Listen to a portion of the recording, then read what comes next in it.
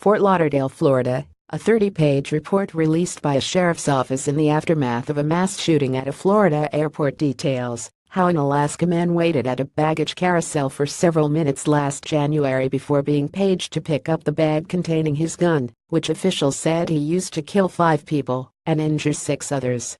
Delta Airlines was paging Esteban Santiago, 27, to retrieve the bag after his flight arrived at Fort Lauderdale Hollywood International Airport on January 6. Minutes after he picked up the bag, the shooting began. The Sun-Sentinel reported that the document is the Broward Sheriff's Office's final review of its actions following the mass shooting. The page by Delta is a new detail in the airport shooting. The report didn't disclose whether airline officials knew what was in the bag. On that afternoon, passengers from all terminals at the airport fled in a panic over erroneous reports of an additional airport shooter.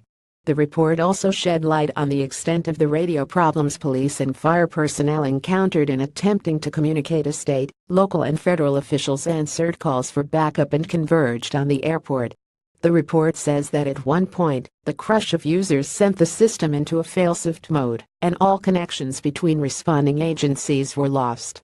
Dispatchers were not able to quickly reconnect groups and told all units to stop transmitting until the radio bridges could be restored. It took about 4 minutes, the report said. But the system began to throttle, which resulted in garbled transmissions in which Broward Sheriff's Office deputies and fire officials could only hear parts of words or phrases.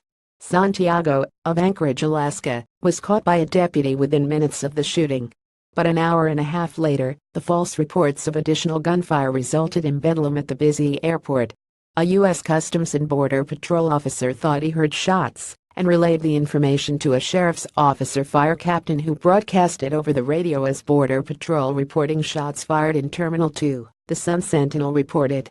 The words "shots fired" spread throughout the airport and triggered pandemonium as thousands of travelers, airline and airport employees began to escape from the concourses, gates, baggage claim areas, curbside loading areas and parking garages of all 4 terminals, the report stated. Sheriff Scott Israel, in an introduction to the report, said the review is an effort to objectively review and assess its response to the deadly shooting.